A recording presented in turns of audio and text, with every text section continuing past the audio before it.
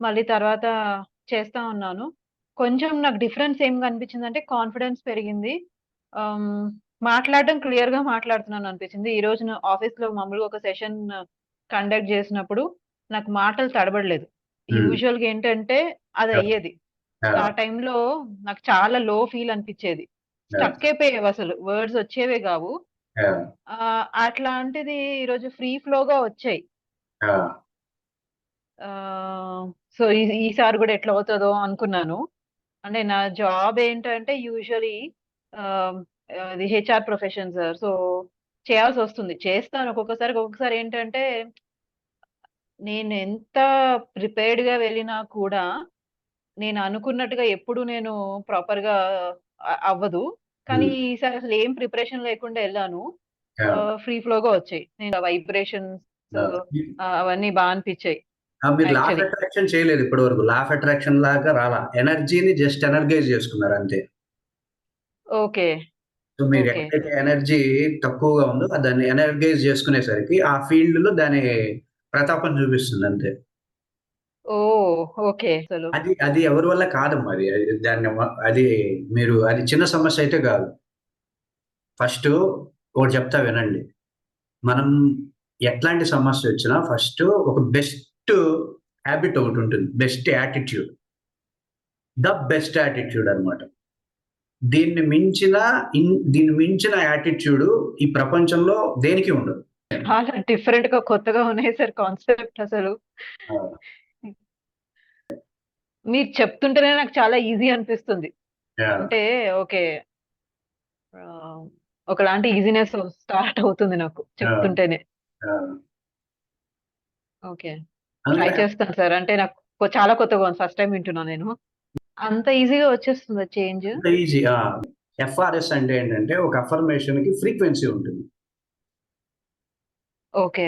0 frequency, 10% frequency, 25%, 100% ఇట్లా ఫ్రీక్వెన్సీలుంటాయి.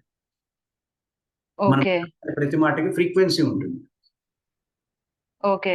నేనిప్పుడు ఇదే క్లాసే మీ ఫ్రెండ్ గూడా జెప్పొచ్చు. సరైన హ్మ్. ఫ్రీక్వెన్సీ మెయింటైన్ చేస్తూ చెప్తే మీరు వింటారు. ఆ! సరైన ఫ్రీక్వెన్సీ మెయింటైన్ చేయకుండా దీనికంటే గొప్ప విషయం చెప్పినా మీరు వినరు. అంటే కరెక్టే. వినలేదని కాదు. విన్నాము. హ్మ్. మీరు చెప్తుంటే ఎందుకో కనెక్ట్ అయిపోయాను నేను. ఆ! ఓ ఫ్రీక్వెన్సీని మోల్డ్ చేసి, ఓ ఫ్రీక్వెన్సీని పెట్టుకొని చెప్పడం అనేది గురువుల లక్షణం గాబట్టి ప్రతి ఒక్కళ్ళు వింటారు. ఇప్పుడు కొంతమంది పేరెంట్స్ మా మాట వినరండి. మీ మాటైతే వింటుంది మా పిల్ల, మా అబ్బాయి వింటాడని చెప్పి మాకు అప్పజెప్పేస్తారాళ్ళు. హ్మ్. వాడి వాడికెక్కడైతే గుచ్చుకునేలాగా ఉంటుందో దాన్ని పట్టుకొని ఆ ఫ్రీక్వెన్సీ లెవెల్‌లో వాడికి ఇంజెక్ట్ చేస్తాం.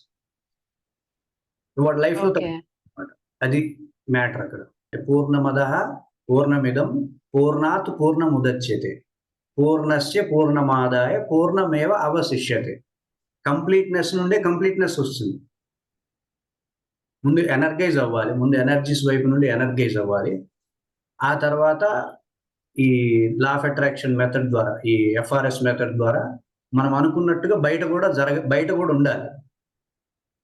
హ్మ్. ఎందుకు బయట వ్యతిరేకత ఉంటే ఇక్కడ ఎంత ఎనర్గైజ్ చేసుకున్న ప్రయోజనం ఉండదు. ఆ! మనం మన వైపు ఎనర్జీని ఎనర్గైజ్ చేసుకున్నాం. ఎనర్జీస్‌ని డెవలప్ చేసుకున్నాం. బయట పరిస్థితులు ఎంతసేపు మన సహనాన్ని, ఓర్పుని పరీక్షించే విధంగానే ఉందనుకోండి తలకాయ నొప్పొస్తది. అవును. హ్మ్. ముందు బయట బయట దాన్ని గూడా మనం మార్చాలి గాబట్టి ఈ మెథడ్ అన్నమాట. FRS method. ఓకే. మనం ఎనర్గైజ్ అవ్వాలి. ఆ తర్వాత బయట వాతావరణాన్ని గూడా చేంజ్ జేయాలి. మనకు అనుకూలంగా చేంజ్ గావాలి. ఆ! అప్పుడు ఆడుకోవచ్చు. అప్పుడు మన ఇష్టం వచ్చినట్టుగా గేమ్ ప్లే జేయొచ్చు. అంటే బయట ఎన్వైర్న్‌మెంట్ చేంజ్ అవ్వడానికి కూడా అఫర్మేషన్ రాయాలా? బయట అఫర్మేషన్ ద్వారానే బయట ఎన్విరాన్మెంట్ మనకు నెగెటివ్‌గా ఉండేది. అంటే? ఇప్పుడు ఉదాహరణకు ఒక వ్యక్తి ఉన్నాడు. అతను ఆఫీస్‌లో పనిచేస్తూ ఉంటాడు. హ్మ్.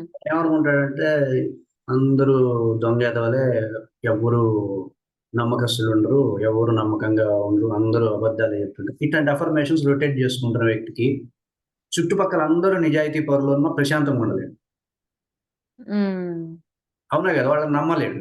ఆఫీస్‌లో ఒక భావం అనేది పొందలేడు వాడు. ప్రశాంతంగా ఉండలేడు. అవునా? హ్మ్. ఒకవేళ వాడికి బయట నుండి మంచి అవకాశం వచ్చినా తీసుకోలేడు. హ్మ్. హ్మ్.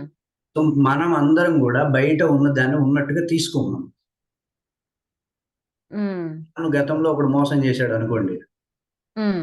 వాడికి నవ్వుతూ మాట్లాడడం ఇష్టం అనుకోండి. నవ్వుతూ మాట్లాడడం అనేది ఒక లక్షణం నుండి నన్ను మోసం చేశాడనుకోండి. హ్మ్. ఇప్పుడు నాకు ఒకడు పరిచయం అవుతాడు. వాడు నవ్వుతూ మాట్లాడతాడు. వాడు మంచోడే. హ్మ్. అయినా ఈయన వాడితో కంపేర్ చేసి ఈయన డౌట్. దూరంగా ఆ! ఉండాలనుకోండి. డౌటొచ్చేస్తది. ఇంక ఆయన అట్లనే అవుతుంది. ఆ! ఆ! ఇలాంటి హ్మ్. నేచర్‌తో మనిషి యొక్క వ్యవస్థ ఇలా విచిత్రంగా ఉంటుంది. మనం వాటి ఫోర్స్‌లకి అనుగుణంగా వెళ్ళిపోతూ దెబ్బలు తింటాం. అంటే మనకి మనమే హ్మ్. ఇప్పుడు ఎగ్జాంపుల్ అలా కాదు. ఒక రీజన్ వాళ్ళు ఇట్లా ఉంటారు అని ఏదో మనకయ్యింది. ఆ రీజన్ అవును. వాళ్ళతో పరిచయం అవును. వల్ల అలా అయ్యుంటుంది. అవును. ఎవరు కనిపించినా అమ్మో! వీళ్ళు ఇట్లాంటోళ్ళే అని అనేసుకుంటాము. అవును. అవును. డిఫరెన్స్ చేసేసుకుంటాం. వాళ్ళు మంచివాళ్ళే ఉంటారు. అవును. కానీ అలా పెట్టేసుకుంటాము. అలా పెట్టేసుకుంటాం, దూరం అయిపోతాం. ఆ! అలాంటి వ్యవస్థ ఉండకూడదు. పసిపిల్లల్లాగా పసిపిల్లల నేచర్‌తో సృష్టితో సమన్వయం అవ్వాలి మనం. అనుకూలంగా ఉండాలి. ఎటు నుండి ఏ అవకాశాన్నొచ్చినా సరే గ్రహించేటట్టుండాలి. ఇప్పుడు రాజకీయ నాయకులు ఒక మాట అంటూ ఉంటారు. దీర్ఘకాల శత్రువులు ఉండరు, దీర్ఘకాల మిత్రులు ఉండరు. మాకు మిత్రులు ఉండరు, శత్రువులు ఉండరు. ఏదో పొలిటికల్ నేపథ్యంలో తిట్టుకుంటాం గానీ మాకేం శత్రుత్వం ఏమి ఉండదు అని అంటారు గదా! హ్మ్. అది డెవలప్‌మెంట్ అన్నమాట. వాళ్ళ మెచ్యూర్ లెవెల్ డెవలప్ అయ్యాయి. మ మ వీడు మోసం చేసేవాడనో, వీడు అదనో ఏం మాకేం ఉండవు. ఎక్కడ అవకాశం ఉంటే అటెళ్ళిపోతాం. హ్మ్. సో, మన అఫర్మేషన్స్ ఇప్పుడు మనం డిజైన్ చేసే అఫర్మేషన్స్ ఈ విధంగా మనల్ని చేంజ్ చేస్తాయి. బయట ఓకే. సరిగ్గా సమన్వయం అయ్యేలా చేస్తాయి. వాటిని మేము కొంచెం ఓకే. చేంజ్ చేస్తాం. కొన్ని మిస్టేక్స్ ఉంటాయి అఫర్మేషన్స్‌లో. ఆ మిస్టేక్స్ చేంజ్ చేసి పర్ఫెక్ట్‌గా ఫ్రీక్వెన్సీకి తగ్గట్టుగా వాటిని సెట్ చేసి అవే మీకిస్తాం. వాటిని ఎట్లా ఓకే. చేయాలో చెప్తాం. ఓకే. ఇంగ్లీష్‌లో రాయాలా సార్? తెలుగులో రాయొచ్చా? మీ ఇష్టం. ఇంగ్లీష్ మీకి అనుకూలమైతే ఇంగ్లీష్.